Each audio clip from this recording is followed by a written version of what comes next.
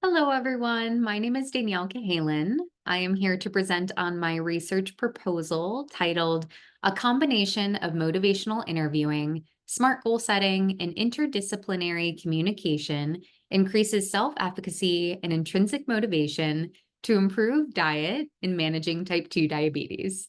I am very much aware that it is a mouthful, but I will do my due diligence in explaining each element in detail so it is better understood. Once again, my name is Danielle Cahalan. I attend Grand Canyon University. This is for my Psychology 693 course titled Professional Capstone. It's my final project in my graduate program. My instructor is Dr. Jim Gregg, and the deadline for this project was, at the time of you listening to this in the past, February 14th, 2024. So the research question, does implementing a combination of motivational interviewing, smart goal setting, and interdisciplinary communication increase self-efficacy and intrinsic motivation for diet improvements in managing type 2 diabetes? That is the question. The hypothesis is that a combination of MI, smart goal setting, and interdisciplinary communication does increase self-efficacy and intrinsic motivation in diet improvements for managing type 2 diabetes. And the null hypothesis, you guessed it, is there is no difference between health coaching without these elements versus health coaching applying MI, smart goal setting, and interdisciplinary communication. Let's look at the current literature. So with motivational interviewing, I wanted to give you a little background in history. Miller and Rose were psychologists that developed MI in 1980, early 1980s, after observing their peers and realizing that giving others autonomy and more control over their health goals and health decisions elicited more favorable outcomes.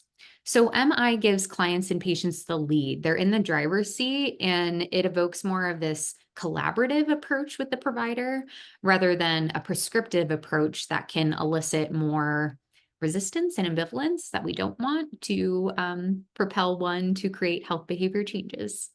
So MI entails four distinct stages. One is engaging, two is focusing, three is evoking, and four is planning. The concept is to identify sustained talk. So sustained talk is identifying when someone is talking in a resistant or ambivalent way that would prohibit them from making health behavior changes. So sustain, I'm kind of comfortable where I'm at. I'm uncomfortable even thinking about making changes and mobilizing that individual to engage in their own change talk. So if we go back to the stages of change, kind of determining how to get someone out of that pre-contemplation or contemplation stage, more so in the planning and action phases, and then eventually the maintenance phase. A study conducted by Clinic and Cartal in 2022 displayed that MI conducted over the phone was effective in lowering certain biomarkers such as blood pressure, BMI, and LDL, and increased HDL, along with improvements in diet and exercise in those with type 2 diabetes.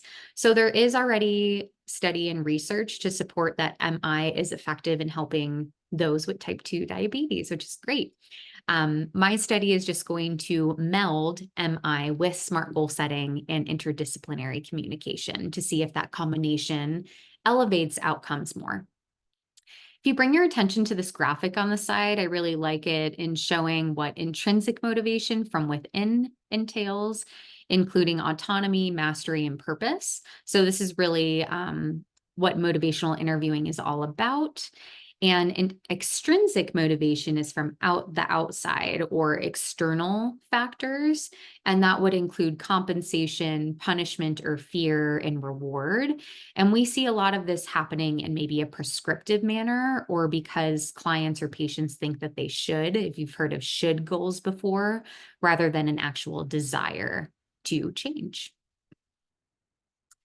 SMART goal setting. So many of us are familiar with this, but I am going to review that it stands for specific, manageable, attainable, realistic, and time bound. The style and structure of goal setting allows for goals to yield improved outcomes more frequently and to aid in creating sustainable behavior changes.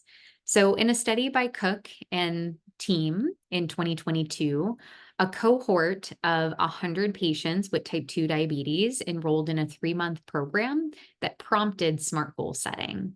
What they found is that an average of 1.7 SMART goals set per week, so between 1 and 2 SMART goals, which is how I set up my study, resulted in 30% of the patients achieving their goal A1C and an overall reduction of 1.2%. So that is significant, and I wanted to put that into perspective for those who may be watching this who aren't familiar with A1C ranges. For reference, a healthy A1C is under 5.7%. Prediabetes is between 5.7 and 6.4%, and type 2 diabetes would be diagnosed with other criteria above 6.5%. So you can see that dependent on where you are in that range, 1.2% can make a difference of being in one range versus another. So pretty big difference. Lastly, interdisciplinary communication. This is going to be another independent variable that I will talk about. So Trujillo, Garrido, and Santi Cano in 2022 discuss how provider communication challenges need to be overcome. So what did these challenges look like? They included lack of sufficient chart notes documenting the need for dietary intervention, a referral to a dietitian who is a nutrition expert, and the absence of interdisciplinary communication among the patient's care team. So just to clarify, interdisciplinary communication would be maybe the primary care physician of the individual is not communicating directly with that patient's endocrinologist and their diabetes specialist and their dietitian. So it's really important for everyone to be in fluid and constant communication so everyone's clued in with changes in medication, signs and symptoms, progress or regressions with this patient. And there are a lot of gaps and room for improvement in the medical field and community when it comes to interdisciplinary communication. In a study of 107 adults, Wazowitz and team in 2021 show that negative emotions influence poor dietary choices and that working with a dietitian or health coach can support these dietary changes. The patient's care team should remain in open communication with one another about any patient progress or regressions, like I mentioned earlier, in order to maintain best patient care and bridge any gaps. So methods and data collection. There will be 80 participants recruited through advertisement and email, social media such as LinkedIn and word of mouth. The criteria will be men and women, hopefully closer to a split there, just so we cover both genders. Age 25 to 65, I put a cap at 65 because typically in the senior citizen elderly age bracket of above 65, lab values and reference ranges will change, including A1C.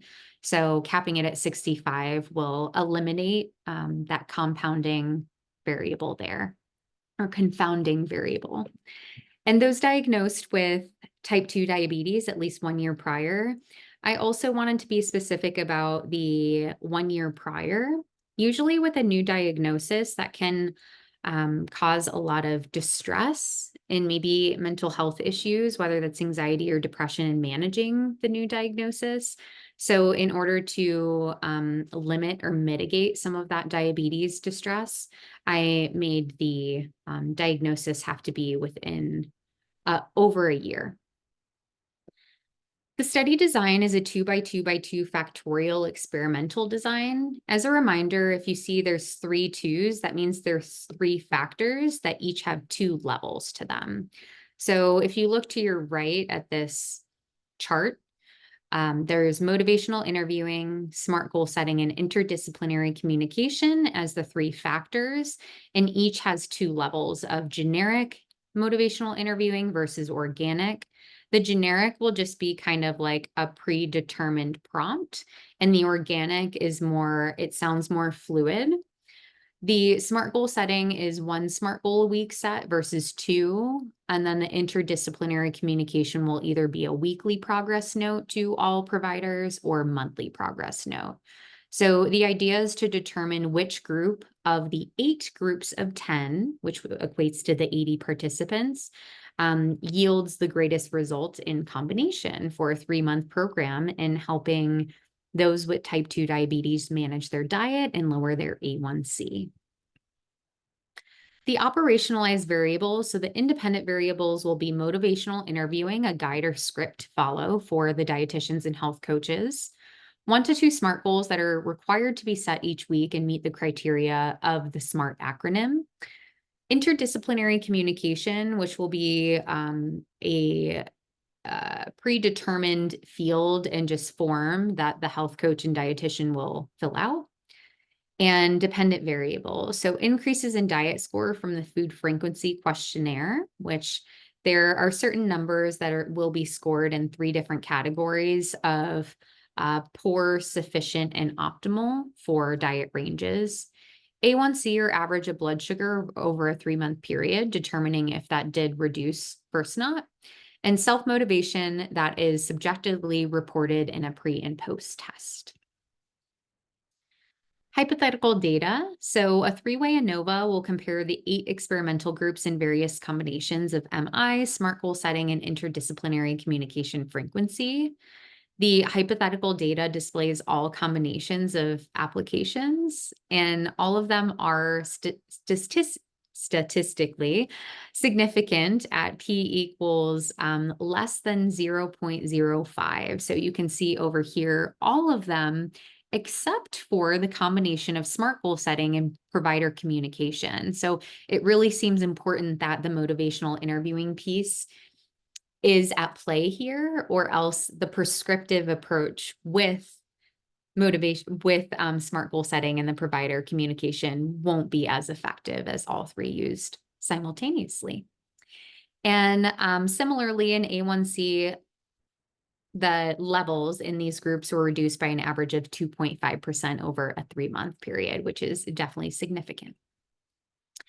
Future research. So future research must account for environment. So face-to-face and in-person meetings versus virtual appointments. All of these will be conducted virtually. So is there going to be a difference between face-to-face in person versus virtual appointments, or will they yield the same results for different populations? Limitations of the study was that it did not account for social determinants of health, which can impede on an individual achieving their SMART goal set. So the social cognitive theory, MI, and SMART goal setting of giving clients autonomy to curate their own program can mitigate some of these barriers. But it's always good to do a food insecurity screen, determine proximity to healthy access to foods, and all of those elements that are not covered in this study. The study also did not account for any mental distress associated with the participants' diagnoses, another barrier that may need addressing to propel improved health outcomes. So I did mention earlier the diabetes distress, and if someone's undergoing that, especially on more of an extreme level, it can interfere with adherence to goals. And future research is needed on how to further support intrinsic motivation while managing a chronic disease and condition in a clinical setting. The conclusion, over a 12-week or 3-month period, participants with type 2 diabetes displayed an increase in self-motivation through an improvement in diet scores from the food frequency questionnaire and an average of 2.5% lower A1C levels after adhering to a program consisting of MI, SMART goals set per week between 1 and 2, both were effective, and health coaching engaging in weekly, not monthly, interdisciplinary communication. And here are the references. Thank you so much.